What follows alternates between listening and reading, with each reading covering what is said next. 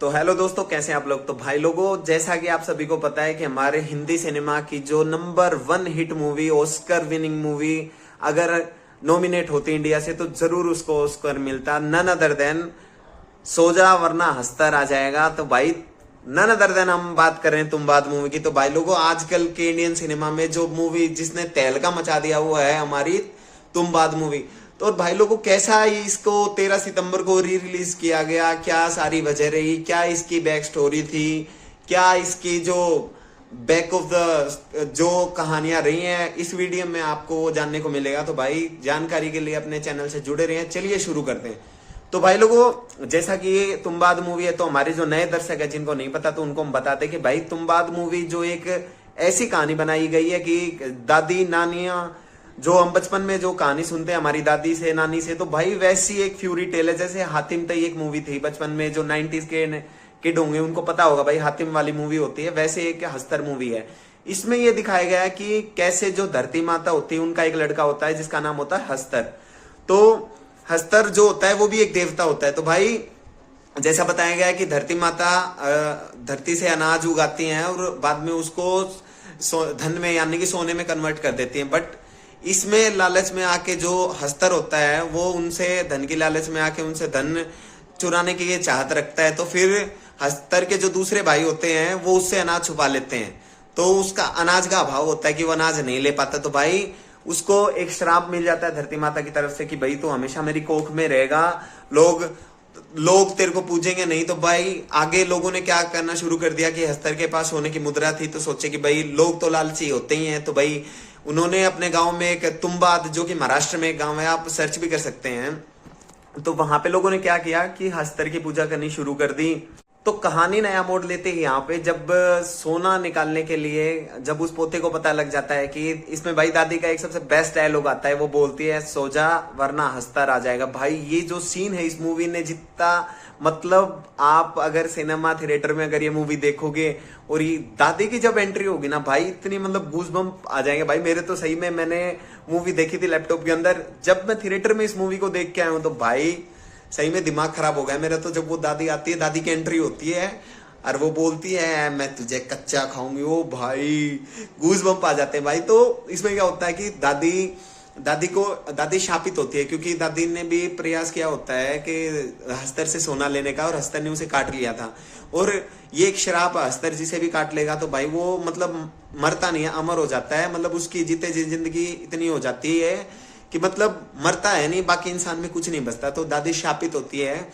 तो इसमें क्या होता है, वो दादी से पूछता है कि जब वो छोटा होता है तो उनकी माँ उन्हें ले जाती है कि चलो भाई अभी नहीं रहना है यहाँ पे। बट जब वो तो हरामी होता है भाई, वो पूछने जाता है अपनी दादी से।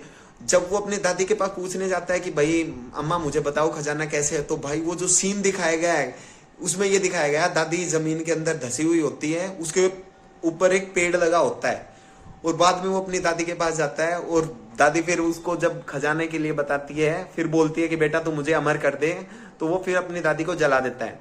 इसके बाद का जो मूवी स्टार्ट होता है भाई, जो सेकंड हाफ है मूवी का, ये है पूरा थ्रिल रोमांच भरा भाई।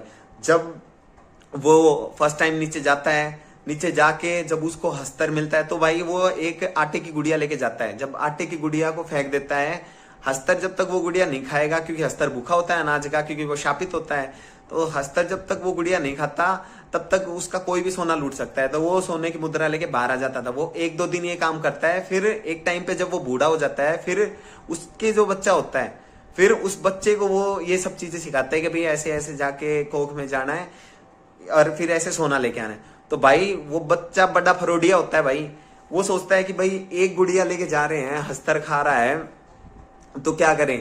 तो वो दिमाग लगाता है, वो अपने बाप को बोलता है कि हम एक बार चलते हैं कोख के अंदर, धरती माँ की कोख के अंदर, जो कि वाड़ा दिखाया गया है, वाड़े के अंदर।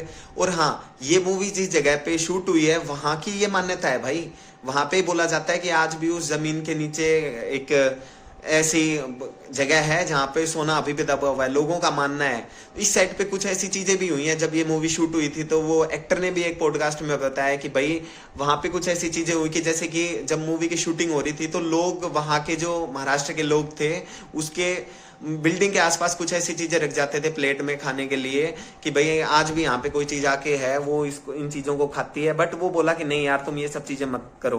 बट लोगों ने जैसे ही वो चीजें रखनी वहां पे बंद करी तो कुछ ना कुछ सेट के ऊपर दिक्कत होने लगी। कभी लाइट बंद हो जाती थी, कभी कैमरामैन को कोई दिक्कत हो जाती थी, कभी कोई बीमार हो गया, कभी कोई गिर गया। तो भाई चीजें सारी होती है धरती के ऊपर, पॉजिटिव एनर्जी है, नेगेटिव एनर्जी है। अब मैं ये वीडियो जरूर बना रहा हूँ भाई, मुझे भी थोड़ा सा अगर इस रूम में अंधेरा हो जाए तो मेरी भी भाई फिर वो हाथ में आ जाएगी वही बात है। तो भाई पता नहीं क्या पता बेड के नीचे से अस्तर आ जाए तो भाई इसके बाद की जब मूवीज होती है कि ये तो मैंने आपको सेट की रियल बात बता दी। आप एक पॉडकास्ट भी जाके देख सकते हैं, ये जो तुम बात के हीरो हैं इन्होंने पूरी स्टोरी के बारे में बताया।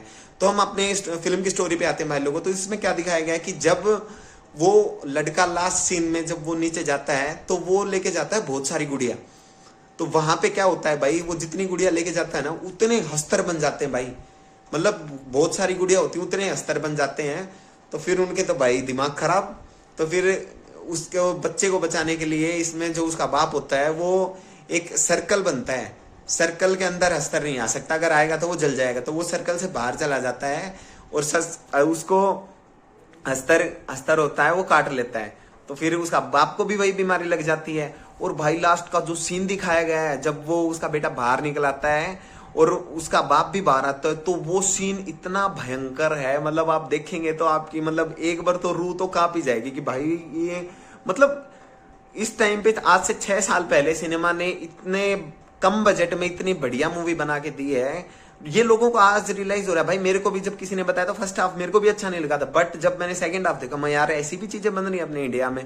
तो भाई लोगों बाद में जब आप देखोगे इस मूवी का जब एंडिंग आएगी तो भाई देखना बहुत गजब की एंडिंग की इन्होंने कि कैसा वहां पे इसका बाप जब आता है तो भाई उसको काट लेता है हस्तर, तो उसका कैसा सीन दिखाया गया है। मैं आपको विजुअल्स भी दिखा देता चल, बट बहुत ही गहरा सीन होने वाला। तो भाई लोगों अगर आपके आसपास सिनेमा थिएटर तो जाके जरूर देख के आओ भाई। इस मूवी ने इतना हाइप और तहलका मचाने वाली है ना ये मूवी, इसके बहुत सारे ऐसे रहस्य मैंने आपको बता दिए। ये आप मूवी में जाएंगे तो आपको मूवी में भी देखने को मिलेंगे भाई।